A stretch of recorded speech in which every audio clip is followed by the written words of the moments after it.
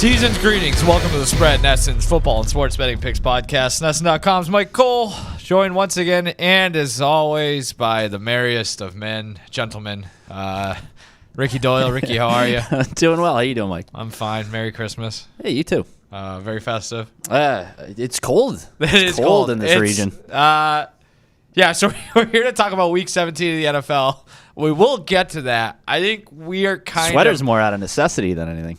That's the thing. I wanted to wear my Santa shirt, but I'm like, God damn, I got to wear a T-shirt. There's been a lot of talk of our attire the last couple of weeks, so that's I almost came in here wearing a suit and tie this week. But I thought that would be a little too on the nose. What was I going to say? Week 17 of the NFL season. I do want to get into some general football stuff, because we talked about this last week. It's going to be a very busy weekend, a very busy couple of weeks for football, and I've got a developing take on just my general love or desire to consume football, but that's neither here nor there. I think that's basically just growing up. I'm now getting sick of everything, including the cold. If you want to start there, it's cold out. Yeah, all right, we can start there. So I was alluding to you before. You have some poor circulation. My hands, especially, like, and I'm not even. It doesn't even need to be frigid out. Like, I naturally have very cold hands. Cold hands, warm heart. I've been told. Sure. That is I don't suffer from that. I run, I think it's because I'm fat. I run kind of warm. I just have never been, although I do wear like a winter hat in the house, and people think that's kind of weird. Yeah, that is. But it's just it's more of a comfort thing. I like having something on my head. I'm always wearing a hat. We work remotely one day a week, and we have some meetings even when we're remote, and you always look a little bundled up when you're. But I'm not cold. It's just comfortable more than anything. I know. I do. I do need to rethink that. I need to do a lot of introspective work on my outfits and things like that, because I do think you pop onto the Zoom or whatever wearing a winter hat, and people are like, oh, what's this guy's deal? Like, yeah. And it's like, well, sometimes I just worked out. Sometimes I just, I'm in the basement. It's cold. The basement, yeah, that'll get you. It's just a little bit of this, a little bit of that. Can we just all get on with our lives at a certain point? But like, this is bone cold. By the way, not to brag though. I was outside kicking this morning. Oh, hell yeah. Kicking field goals. What was the difference? Did you notice in the football? The ball was like a rock? It was no. So it's been in my car. The ideal gas law is real. I can contest that. This thing was like, I'm trying to think. Like a water balloon. It was, wow. It was squishy. But you couldn't kick it either. So I really was. So it's like actually kicking a balloon. Yeah, it was. And so why is this not going anywhere? It was mostly just, I do this as a workout, I think, as I've mentioned. So it was more running today, because there's snow out on the football field. So it's just like, well, I don't want to, what can I do exactly? My arm's killing me too. I think I have tendonitis. Wasn't going to take the gloves off. So this was just a kicking day. And yeah, I've been out to about 35, 40 yards the last few weeks. Today it's like, I kicked this thing as hard as I could. It just goes bloop. It went straight up and down. So you can definitely tell. So are you kicking off like a tee? Yeah, I got a tee. Oh, all right. Yeah. I didn't know if you were punting or kicking. Well, I do punt. So that's you do. So you're the secret weapon that I've always wanted in the NFL. I'm like kicker / punter. Ray Guy or Tom Tupa, because I like to throw too. No, I'll go it's literally just I'll punt it. It's people. If anybody walks by or drives by, they'll be like, what is this idiot doing? I'll literally just punt it and chase after it like I'm a dog. Pick it, so that's the running part, and then I'll punt it back, and then I run and pick it up. Sometimes I'll pretend I'm running the 2-minute offense, and I'll snap the ball at the 1, throw like a pass over the middle, then wherever the ball lands, I'll start again, throw one to the left, throw it to the right. So I'm just basically, it's about 5,000 steps when it's all said and done, 500 calories. And then, I'll kick field goals. And then that's the other thing. I'll kick the field goals and then sprint after the ball to pick it up, grab the ball, throw it back to where the tee is. It's a whole thing. I get 500 to 600 calories when I do this. But it was 6 And you're out there at what time is it? 6 degrees this morning at 6:30. 6:30 a.m., 6 degrees, and you're out there.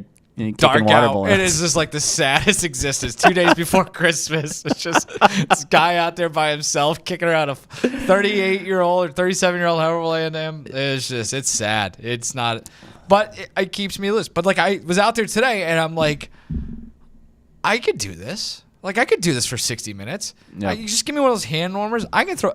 There's a lot. And then, so, like, this was kind of, I noticed this from the college games and the NFL games this week, is as somebody who lives in the Northeast and is just okay with the cold, I love watching teams from the South or players from the South or whatever have to come. Like, I don't know how cold it was yesterday in New Jersey, but Sean McVay looked like they were playing the game in an igloo. It was odd. Like, it's just, I take pride in that as somebody from the Northeast who doesn't mind the cold. It's just, that was a new interesting wrinkle that we saw with, like, especially with the college games where you've got, games in South Bend, Indiana, where in late December that you aren't used to having. So, did you watch any of the college games this weekend? Got excited for it, and this is exactly what I said. This fell exactly how I said it would in our conversations in the office last week, where I said, this has blowouts written all over it. I didn't put my money where my mouth was, but it's just kind of feels like we've seen that a lot in the playoff, whether it's 4 teams, 8 teams, 12 teams, however many. Like, these early games do tend to lend themselves to some blowouts. And you get imposters in there because of the way that the committee makes the bracket and things like that. I don't know if this week's going to be any different either. That's the problem, right? That was my thought too. Is like, all right, now one of these teams is going to go play Arizona State, and another one's going to go play Boise. Like, what are we doing? Yeah. So yeah, on paper it's exciting. I do like the idea of. I was excited for that Notre Dame Indiana game. By the time I put my kid to bed, it was 14-0, and I was like, all right, well, this is done. Same thing on Saturday with it's like SMU's driving to start the game, and this is all right. Now there's something here, and before you know it, it's 28-0. So,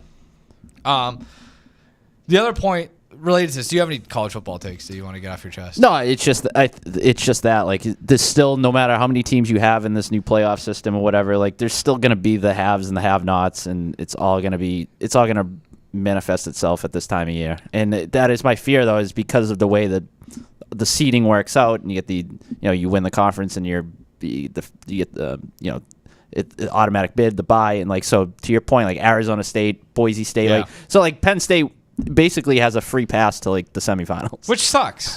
So I'm with you. I like the structure of it. I think I just like brackets. I like the tournament style of it, but there's some kinks that need to be ironed out before this gets to what it should be. Which I don't think they will. Maybe not, because I think every year there's probably just 3 or 4 teams tops that could there's or should win national championship. There's 2 very good conferences, and the other 2. So if you're going to get buys to conference champions, you're always going to have. The problem is that you would thought like this past week should have been the better week, theoretically, right? Because maybe I'm sleeping on Arizona State and Boise State, but it's really, you kind of hope Clemson gives Texas a better game. Like, it's similar, I guess, to the NFL in that regard, where like a lot of times this is exactly wild card weekend is much more entertaining than the divisional round because then you get it's lightweights going against the lightweights, and then they got to go up a weight class the next week, and then finally you're waiting till the Final Four. So so that sucks because if anything, we should have had a good week of football, and we didn't. We didn't. But I did I do like the idea of there being home playoff games, like you said, the optics, all of that stuff. It's almost is cool, and it's something I don't watch a ton of college football, but even seeing this is going to sound so weird, seeing Happy Valley on a Saturday in December at noon, the way the grass looks, the way the light shines on the stadium,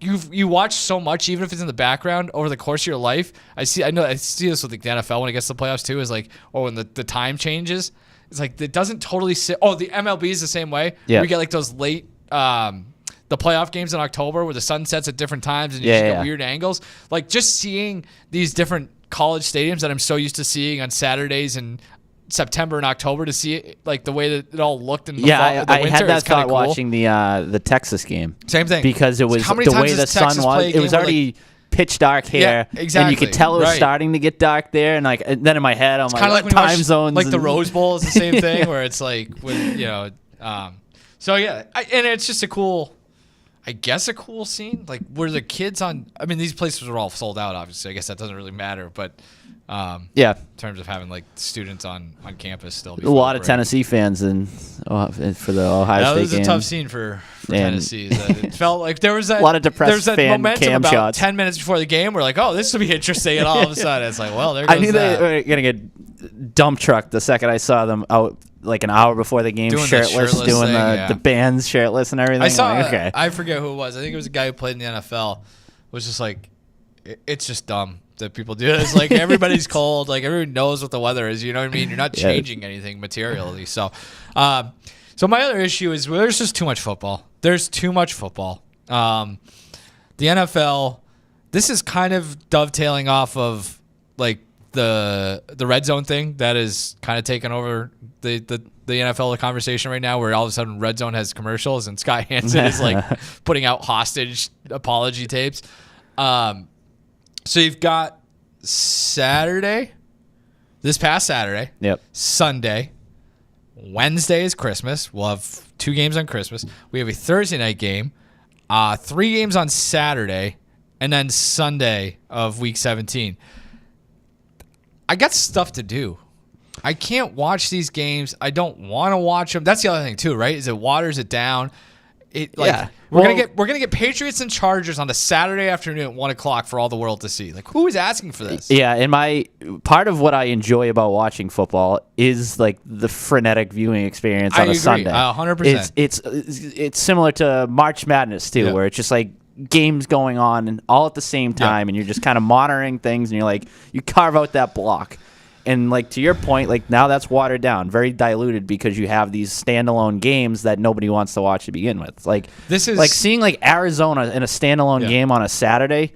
What the hell do I want to watch that for? But if that's baked into everything else on a Sunday, all right, right. This is a general sports thing too, I think. So we probably should watch what we say as guys who work at media companies, because like I do think this is a byproduct of live sports being one of the most, if not the most valuable thing in all of media, is that it just makes more sense, obviously, right, to maximize these windows where you can. I don't necessarily besmirch the NFL for doing it. No, I get it. Yeah. Because it's the same thing is happening in college basketball. That thing that you're talking about doesn't really exist the way it used to anymore. No, we complain about it every match. Yeah, they've staggered those games in a way that you're not getting 3 games all ending at 2:30 on a Thursday afternoon. Yeah. The same thing is happening in baseball with the playoffs. They used to be, it felt like, maybe this is perception, but I'm pretty sure they've stretched those days out. We're in like the divisional series or whatever. So like, it's especially true too when it's like teams that you don't have a rooting interest or anything in. Like using Arizona as an example. Like, what the hell do I care? But like when it's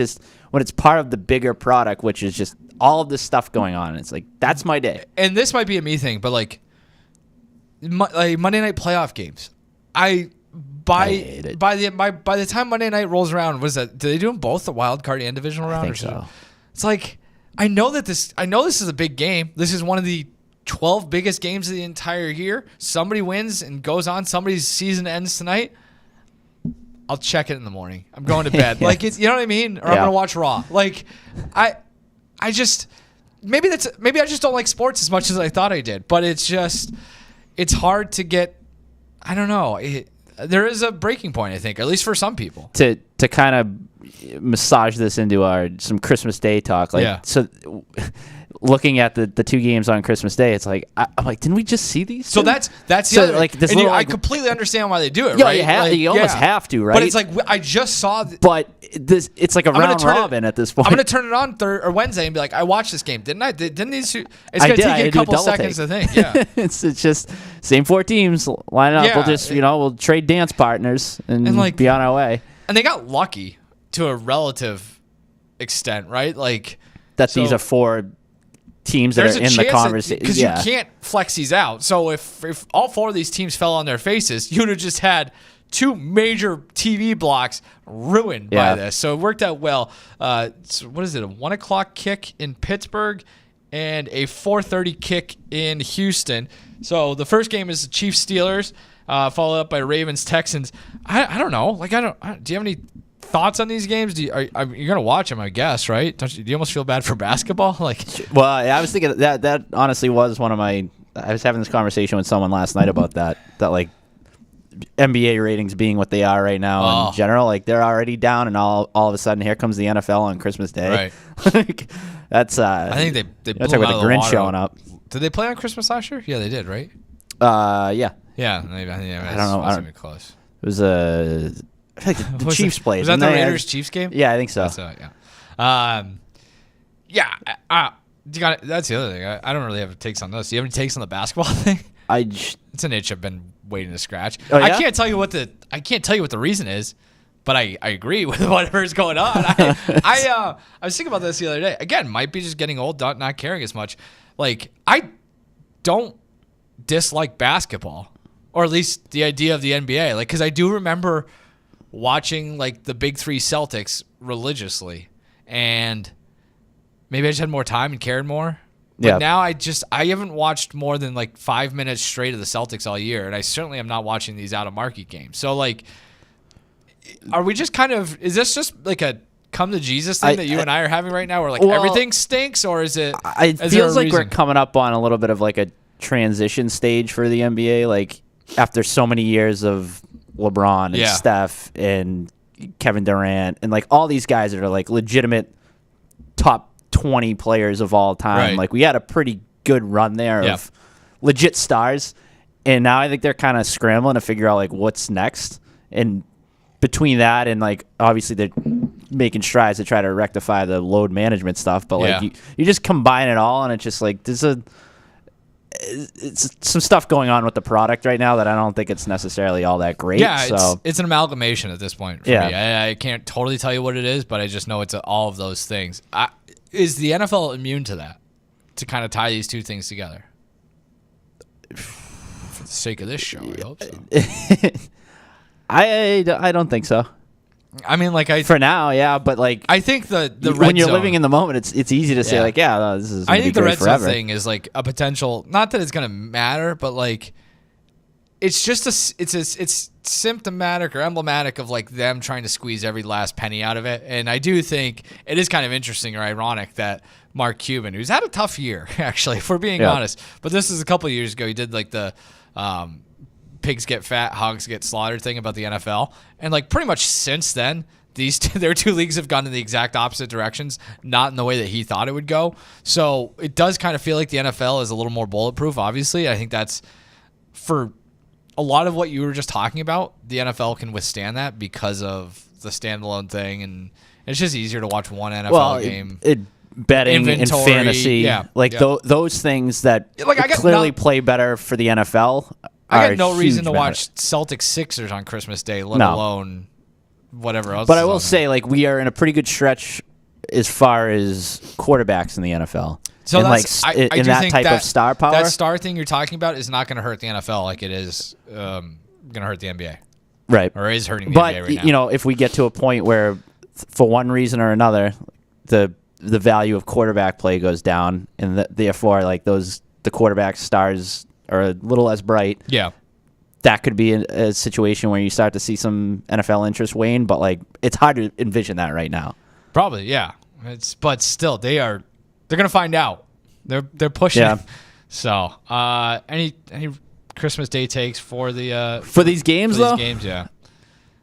Well, let's just start. Let's go by each one. So it's Chiefs-Steelers game. Chiefs 2.5-point favorites. I don't know where I'd lean here. It's funny. Ethan came over earlier and he's like, "You guys going to talk about betting on these games?" I was like, "No, probably not." Now he's probably like, "God, these guys suck."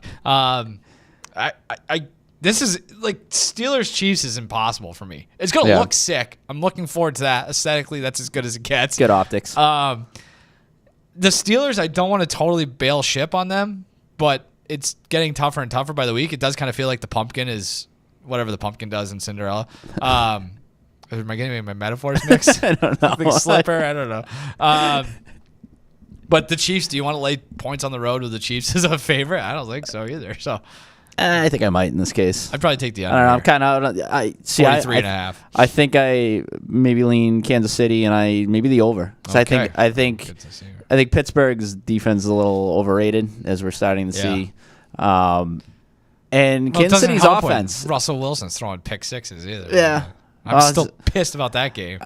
I think now that you get Hollywood Brown back into the Kansas City offense too, and he had he wasn't at full speed or anything like that, but you're seeing that he's a potential difference maker as far as like moving the sticks and stuff. Like, I feel like this Kansas City offense might gain a little bit of an identity. Isaiah Pacheco only back for a few weeks now, so like I think they might hit their stride provided Patrick Mahomes is healthy down the stretch, and this feels like less than a field goal. Even on the road, I think I might lay that. I know Patrick Mahomes makes $1 bajillion, but it's kind of tough to be the face of the league, the best thing going, and you got to go to Pittsburgh on Christmas Day. Yeah. Like, can you guys throw us a bone and give us a home game? That's about the extent of my thought into that. Ravens, Texans, I got nothing on. Like, those two teams, like, what year is it? Like, it just feels like a Saturday night playoff game. Like, it's The aesthetics that are great for the afternoon game are not great for the late afternoon game. Well, especially since, this game's in Houston. Houston has changed its uniforms. I don't like it. Yeah. It's just, this is tough. I'd probably take the points there. Yeah, me too, but I might actually care about this game and watch this game because I don't have a good read on Houston. And they do kind of feel like a team that I might be readying an outside shot Super Bowl bet type of thing where it's like, again, I've been kind of banging this drum for a few weeks, but I do think they're the type of team that if the defense can figure out the defense is good, but if like if they can kind of just find that like weird marriage of, I'm trying to think of like a comp for the Pat, like calling them the Ravens of like the Flacco years probably is a little bit disrespectful to CJ Stroud, but I do kind of think it's like that where he's got to play as good as we think he could be. But for 3 weeks, I think they can do it. A couple weeks ago, like if you could buy stock in next year's Super Bowl, and I think we were like, all right, like Packers and Chargers are two teams that keep an eye on. Like Houston for me falls into that category as well. It's like I got to think that it just feels like, especially offensively, like anything that can go wrong has gone wrong for Houston this year. Like now with Tank Dell going down, it just feels very like snake bitten and. The running game isn't what it was earlier in the season. Like offensive line's been banged up. They lost like 3 starters on Saturday. So it just feels like one of those years where they've never really found their footing. And I don't know if it feels like it might ultimately be too late for that to happen this year. But I think going into the next year, they're in pretty good shape. But as far as this matchup, I think I take the points. And for 4.5 feels like a lot in the spot. I think I'd be more inclined to take the under, I think, 46.5. Yeah. Because I think, like I said, Houston's offense hasn't really been clicking, but their defense is pretty good. So. All right, what should we want to play this week? This notification on my laptop just keeps popping up in my face right now. Which one? What is it? I don't know. I clicked on like a Outlook thing at the bottom tab, and now this will clear local settings and any unsaved Outlook data. Do you want to continue? And I have to keep clicking no because that could be disastrous. Anyways, 1 unit pick. I'm gonna look at a total here, but it keeps blocking what I'm trying to look at. Over 48.5 in the Cardinals Rams game. I think this is just kind of trying to buy low on the Rams offense after back-to-back unders by a wide margin unders. I had the over in that one this week. That didn't work out well. The Jets one? Game, Yeah, so in week 15 against San Francisco, the total was 48.5. That was a 12-6 Thursday night football game. Week 16 total was 47. Ended up being 19-9. Yeah. But like I said, one Thursday night football, cold weather in the against the Jets. I just think returning home, facing Arizona defense that ranks dead last in dropback success rate. Tyler Higbee back, so there's another ingredient to that offense. I just, one thing that has stood out about the Rams and this stood out in that game against the Jets was just like they are able to beat you a variety of ways offensively. Like I know, like you think Stafford, Cooper Kupp, Puka Nacua, and like go from there. But like I said, with Higbee back, you can lean on Kyron Williams in the cold weather like they did in that game. As far as the total goes, like I think Arizona is, they have nothing to play for, but I think their offense can still move the ball. 30 points in back-to-back weeks. Granted, Rams defense probably better than the Panthers and Patriots, but still a bottom 10 unit as far as EPA per play is concerned. Vulnerable against the run. The Jets left a lot of points on the board. I think there's some red zone issues there, turnovers. They did. I was watching that. So this, after a few fluky weeks from a Rams standpoint in terms of scoring, I think this is a week we start to see like a 30-point output. Yeah, I like the point that you made. I don't know if it's necessarily going to get them to the over or any overs, but like the idea that they can get it when they need it. Yeah. And I think they continue to be a dangerous team when the playoffs roll around because you have that core of Stafford, McVay, Williams, Puka, Kupp. Like, that's enough to win a game. So probably enough to get at the over here too. Don't have a whole lot outside, Tad. No. Okay. No, do I. Okay. I'll go to my 1 unit play.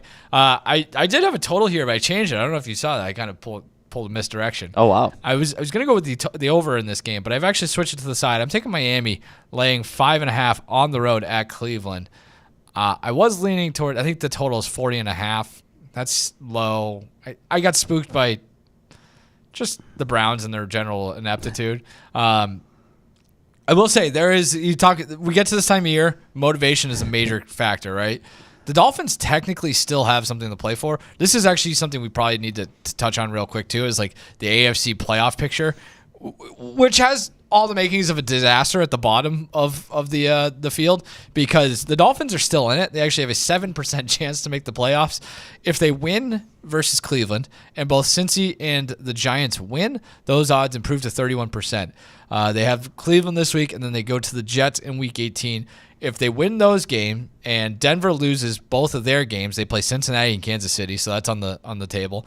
And Indianapolis loses either at the Giants or at home versus the Jaguars, the Dolphins are in. So I don't know which one of those is more unlikely. I guess probably. I feel like the Colts could lose to the Giants, even, sure, yeah, or the Jaguars, and like that's the thing. Like the Colts are live to get into the playoffs, which I don't think enough people are sounding the bell on this. Like, we need to do something to keep them as far away from the playoffs as humanly possible. You want to talk about the Texans from, a decade ago? Like, that's the Brock Osweiler Texans right there, going into wherever to get absolutely curb stomped by the Bills. Like, that's hell yeah, that's a good Saturday night game and wildcard weekend. But so I do think the Dolphins can tell themselves they have something to play for. One thing I will note, this is, again, we're doing this a little early this week, so we're kind of still far away from the weekend. It doesn't look like weather's going to be a major issue across the NFL this weekend. It does look like there's some rain across the board, but temperatures in like the 50s from Cleveland to Foxborough. So that whole Dolphins thing, you look at this at the start of the year and be like, oh man, gonna go to Cleveland around Christmas, that's going to be tough. I don't think that's going to be a factor. The other issue more so is I think Cleveland, the offense, I don't know where the points come from. With Dorian Thompson-Robinson, they have scored 3, 6, 12, and 13 in his 4 starts over the course of the last 2 years. The lone win, they scored 13 points. That was against Pittsburgh last year. They won that game somehow. As a starter, DTR 1-3, completing just over 50% of his passes, 1 touchdown, 6 interceptions, passer rating under 50. If this was going into Week 16, they haven't updated it yet, but he ranked 46 of 50 quarterbacks with at least 50 plays in expected EPA plus CPOE. So basically just the quarterback metric based on EPA. He's just really bad. Miami, by EPA, is a top half of the league defense. They're even better against the run they are against the pass. So I think they kind of load up, take that away, make Cleveland one-dimensional. I think Miami wins this game.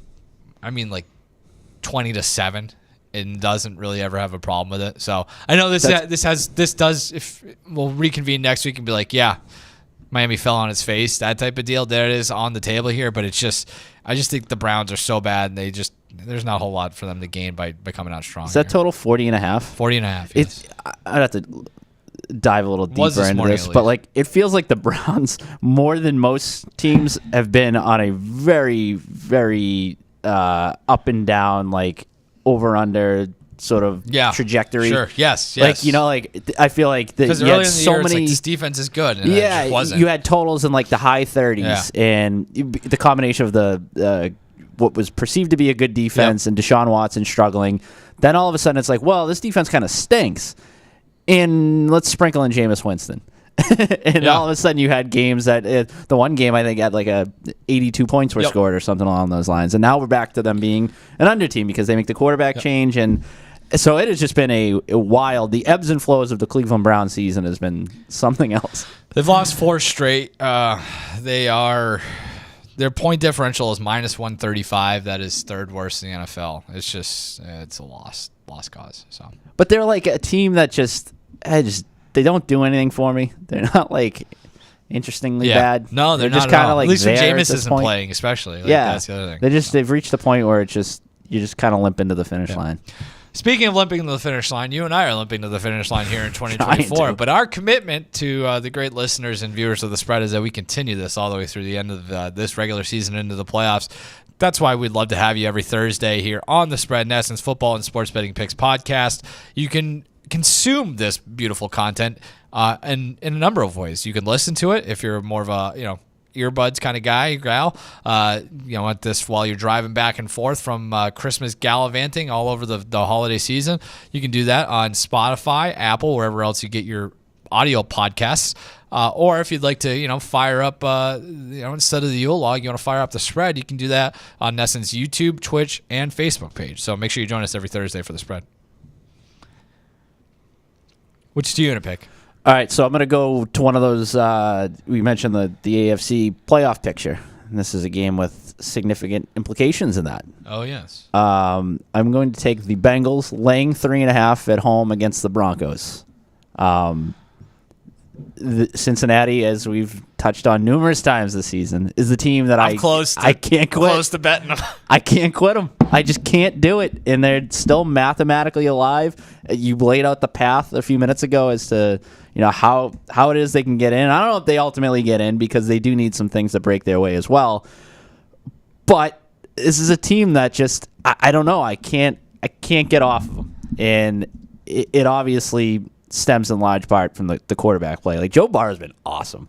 So good. He's been so good this year. So, if they even sniff the playoffs, he should be the MVP. But, if you look, I think he's 150 to 1. I know.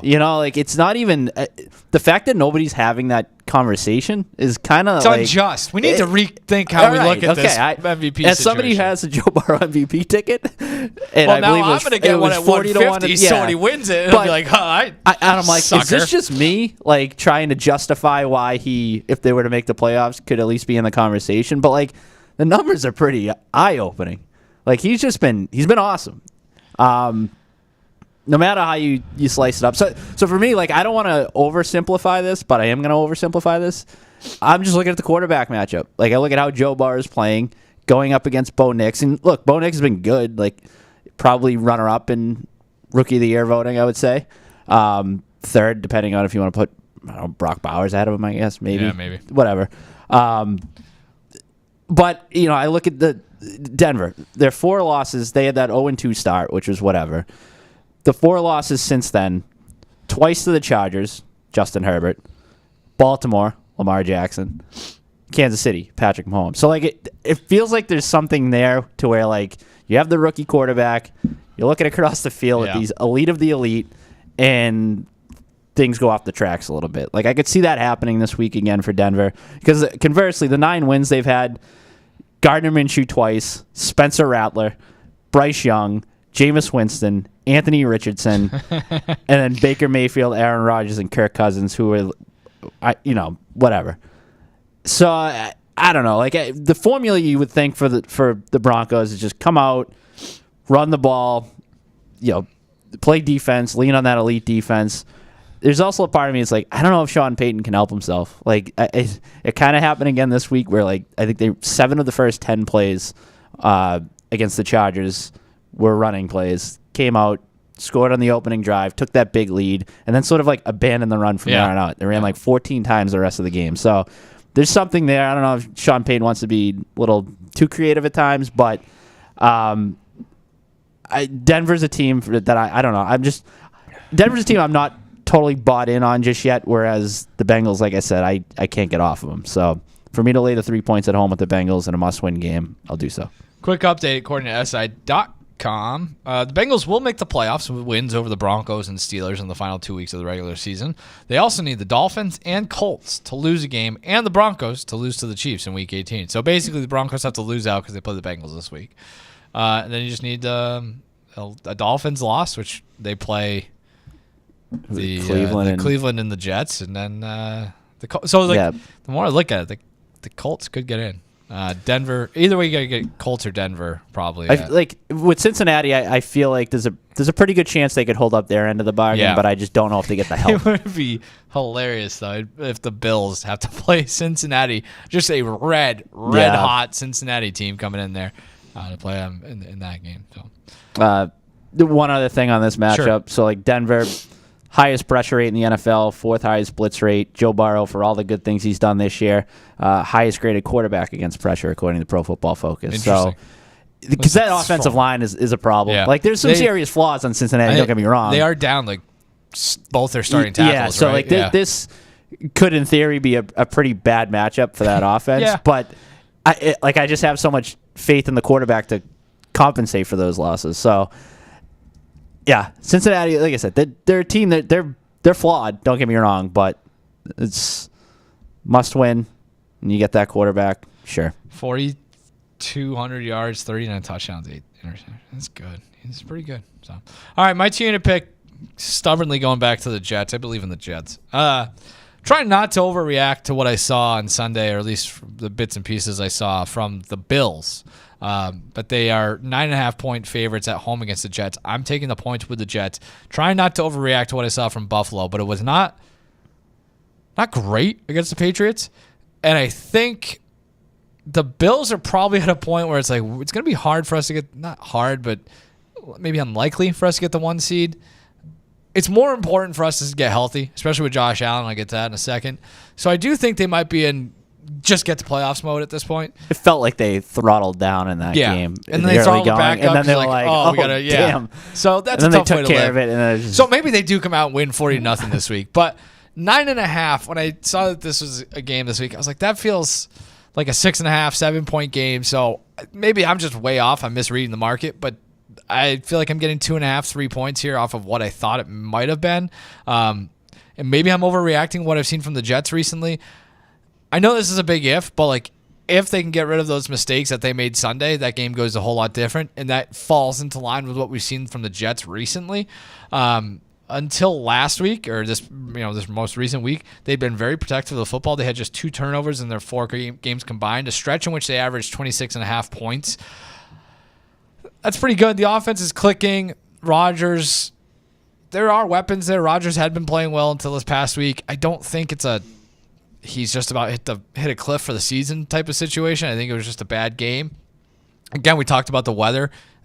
41-year-old or however old Aaron Rodgers going up there with his old bones would have been a tough situation if it was going to be as cold as it was this past Sunday with the Patriots game. But again, it's looking like it's going to be in 40s or 50s with some rain maybe. That's a fair, they can handle that. These two teams played week 6. Jets played them pretty tough. This was earlier in the year when there's a little bit more hope. This was that game. I think it was a Monday night game. Mike Williams supposedly ran the wrong route, and Rodgers threw the interception at the end, and that had a chance for them to tie it up. So there is that. On the other side of the ball, Buffalo defense was ranked 15th weeks 1 through 8 versus the pass. In weeks 9 through 15, before even the Patriots game, they dropped to 30th. And we did see on Sunday some ability to move the ball through the air from Drake May and the Patriots offense. I do think the Jets are a little bit better equipped to do that, especially with how well Devontae Adams has been playing recently. The run defense for the Bills has also dropped off slightly a little in the last few weeks. So I think there's that. The Jets haven't been blown out a ton this year. They did lose by 10 on Sunday. That was their worst since the Arizona game. They've lost by 10 just 3 times since starting 2-1 of the season. So that means 3 of their last 10 losses, only 3 of them were by double figures. Again, 9.5, big number. Josh Allen is a big issue here too. Broken left hand, it was reported, and they showed him on the sideline, and they were also talking about this on the radio. He might have gone to the blue tent. He was at the very least at one point. Who is their backup? Is it Trubisky still on it? I spent time looking up the backup of the Bills. I know, but now I'm like curious. They were talking about the radio. It is Trubisky, yes. Is it still? So Trubisky was warming up on the sideline at one point on Sunday night with Allen. Allen said he lost feeling in his fingers or his hand. He's kind of got your situation. Yeah, maybe they kept showing him, and he was giving it the old it's a shake into the hand warmer. He's got your hand circulation. And I feel for him if that's the case. Exactly. I think it's more likely he probably did something to it because he's playing a professional football game. No, mine is just but I do get it. Like the circulation cuts off a little bit. And it gets like pale white. Yeah. Which I think is like a thing. Like that happens to a lot of people. But I always wonder, like, is this it? Gonna lose a digit or two. You might. Yeah, maybe Josh Allen will too. If that's the case, I really don't like them this week. So That's his left hand. Well, his right hand's hurt too. No, his left hand is broken. His right hand is about to fall off. That's a problem. You talk about get him the Joe Burrow special gloves or whatever. We had talked about this earlier in the year. So, yeah, 9.5 feels like a lot. So, take the Jets. Yeah, I will say this about the Buffalo offense too. It's like a lot of splash plays. Yeah. It feels like. Yeah. Like, take that away. All of a sudden, it's like, like you looked up even. They just chuck it against but even on the ground, like James Cook had like 3 carries for 75 yards at one point, and it's just Jets defense not great against the run, so let's just ignore that. So. Don't ignore the spread. Nesson's Football Picks podcast, which comes to you every Thursday on the Nesson family of vodcasts and podcasts. If you want to listen to it as you're gallivanting around the Christmas season, the holiday season, and maybe it's a New Year's resolution of yours to listen to more podcasts, make the spread one of yours. Go get it on Spotify, Apple, wherever else you get your podcasts. Or if you're looking for something to watch over the holiday break, fire up the Nesson YouTube page, Twitch, or Facebook, and catch the spread and every other Nesson vodcast on your TV or wherever else you watch stuff. All right, what's your 3-unit play? So this game, you could look at this a couple different ways. Basically, it's like, which team do you want to fade this week after their wins of Week 16? Because you have Washington coming off that emotional win, last-minute win over the Eagles. Atlanta, who just steamrolled the Giants and Michael Penix Jr.'s first career start. I think the choice is clear, and I'm going to fade the Falcons, so therefore I'm going to lay the 4.5 points with the Commanders. It's an interesting game. But sneaky interesting, yeah. Probably a game I wouldn't watch if it was a standalone. This is another classic example of that, and it is a bad optics, too. This is a very ugly, as bad as it gets. Ugly-looking game. But, all right, so Washington, that game against Philly where they turned the ball over 5 times. Yeah. So the fact that they were able to pull that out against arguably the best team in the NFL, one of the best teams in the NFL, I think it was far more impressive. Like, you're winning in spite of your flaws. Atlanta, that to me, like, in hindsight, that was the perfect matchup for them to make that quarterback change. Yep. Where it's just like, all right, here's a layup. Let's find the rhythm with this guy. Beat the tar out of him. He didn't even have to do anything. Kick around a tomato can, the Giants for 60 minutes. Now you're going on the road, first career road start against a playoff team. Like, there could be some success to be had offensively there because I'm still not entirely sold on Washington's defense.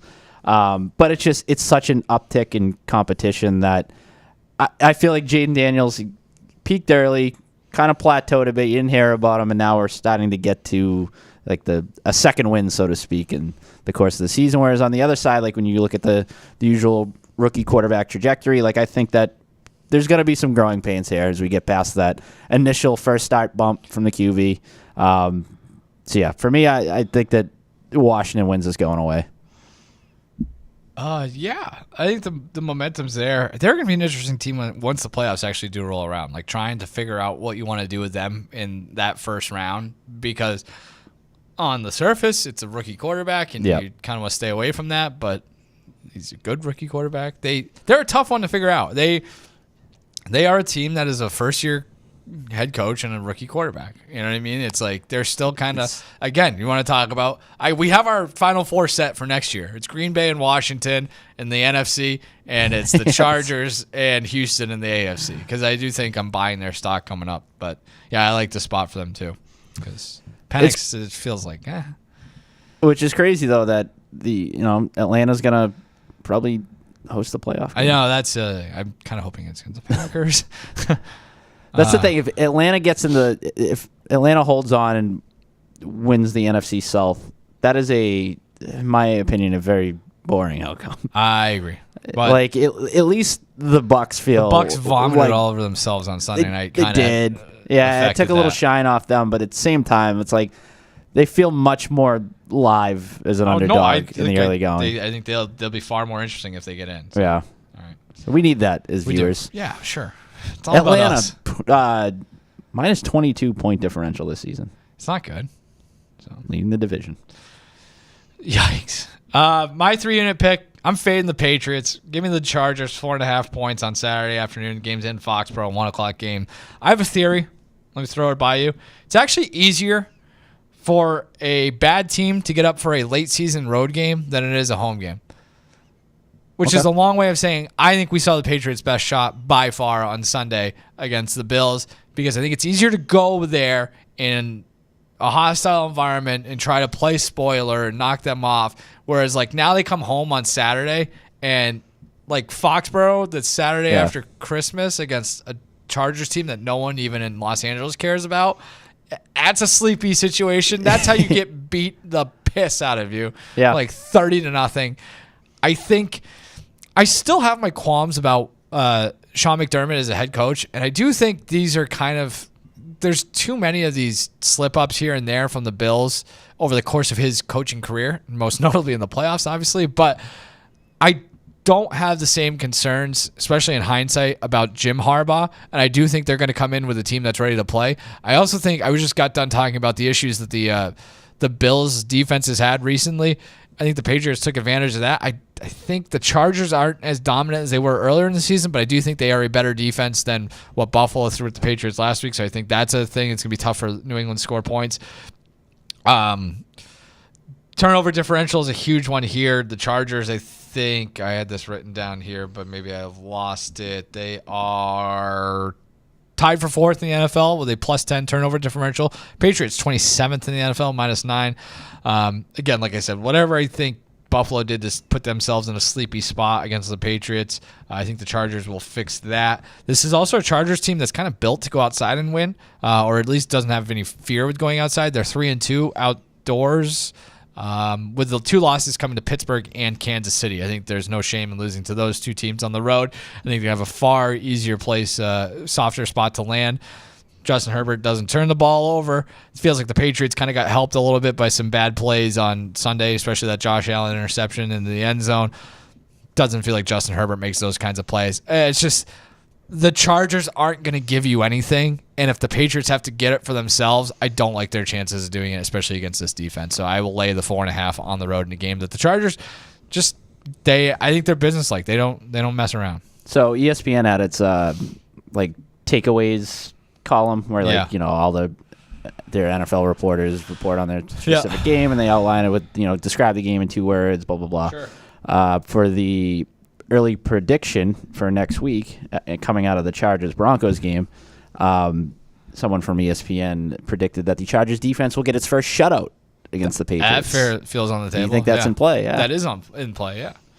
Okay. I mean, Drake May is a rookie quarterback, and he's going through those roller coasters you talk about. So he's a quarterback, though. I will say this: when I watch him as a Patriots fan, it's nice to be like, wow, they are capable of moving the ball offensively. Yeah, I think the first and Van Pelt called a good game, but I just think that was a empty the tank type of performance. Now it's just come home. You're just I tend to agree with that theory though about it being much easier going on the road and getting up for a game like that. Maybe I think around the holidays, maybe a little different, a little trickier, but still.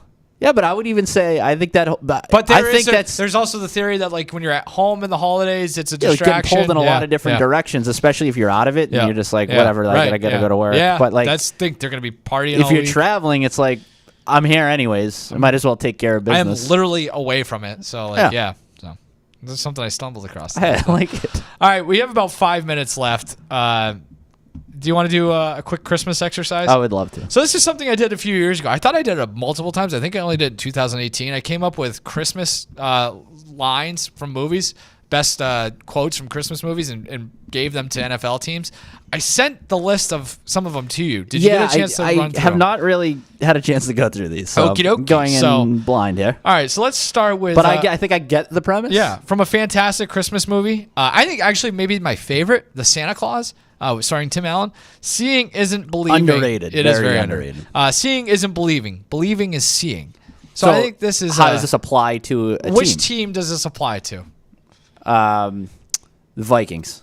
That's a good... There we go. Vikings, you are right 100%. you're getting the gist of it right away. Yeah, Whereas, I don't totally understand it, but it keeps happening. Yeah. So Let me pull up. I got to pull up the standings here so I can get all the Vikings teams at my 13-2. They are rolling to. They are still in it for the first seed. That would be, that's Scott Calvin coming back from getting broken out of jail with the tinsel from the elves. That's them getting that 1 seed. So that's a good one for that. I'd be hard pressed to come up with a better answer. That's the Eagles. answer. Maybe I that's guess you could. answer. Yeah. All right. Let's move on to the next one. You got it. You get the hang of it. All right. You guys give up, or are you thirsty for more from classic Home Alone? This is, I think, a team that's just kind of getting its head kicked in all the time. Yeah, but they're still there. Yeah. I feel like this could be the Jets. So I'm gonna go right to the top. Let's say the Lions. So there's maybe another Lions one in here. So sorry, you don't want to steal it. No, I'll go to Lions. No, it's where I mean, the battle of attrition has been going on all year for them, and they're getting the iron to the face, and they're stepping on the nail, and yet they're still trucking I think along. this is more of I think it's the Jets with Aaron Rodgers coming back for 2025. Thirsty for more. So this next one's from Bad Santa. You need therapy, many years of therapy. This is the Detroit Lions, where it's this is basically the Christmas movie quote version of getting the rug pulled out from underneath you. And I think we're in the same spot here where they looked good on Sunday. I didn't think they'd look as good against Chicago. They are going in with a ton of momentum, but at some point the injury is going to catch up to them. It's just going to be the most heartbreaking way possible. I'm going to feel bad for them, but that's the Lions for me. A lot of therapy. I gotta say the Giants. Obviously, is being the worst team in the NFL, and as somebody who knows bad football here in New England, I was thinking the other day, what rosters in the NFL are worse than the Patriots right now? And the one that I can say definitively is the Giants. It's very bad. It's a bad roster. Yeah. So that's not a fix that's going to happen overnight or with their 1 draft pick this year. So many years for them. Many year rebuild. Another great Christmas movie that's getting boxed out way too much by big network TV. Jingle All the Way. You don't see this one on ever, and it's a great movie. This quote: "We get 1 day a year to prove we're not screw-ups, and what do? We screw it up." So this is a tough one. This is who falls on their face more than you expect. This could be a bad team. This could be a good team. This one is tough. I'm kind of talking through it because I'm not entirely sure which direction I got one. Go. Okay. The Bears. That's a great one. That's the Bears. The Bears. I mean, we just saw it on Thanksgiving. This was supposed to be the year in perfect fashion too. This is a layup for me. This is definitely it's a great one. I wish I thought of that. Not a whole lot to add. No notes. Them. 10 out of 10. The pick. Great job. Let's see what we got for time here. I think we're almost out of time. You and I keep doing this by ourselves on the side. This is from Elf, most overrated Christmas movie of all time. Really? You think so? I think it sucks. I wouldn't go that far, but I think you might be onto something with overrated because we're at the point where they put it on 24 hours a day. Literally 24 hours. Exactly. I don't need that. You stink. You smell like beef and cheese. You don't smell like Santa. You got a fraudulent team for you here? You go ahead. You have one? The Dolphins are in the running for this. It feels like they're kind of fraudulent. Steelers. That's a hot take. Packers. Chiefs, Packers. Maybe they could be them. So there's a lot there for that one. One last one. We're not going to give a team because we got to get out of here. No man is a failure who has friends. That is from It's a Wonderful Life. We are thankful for our friends here at The Spread. I'm thankful for your friendship as a co-host of The Spread. So let's leave it at that for the Christmas season 2024.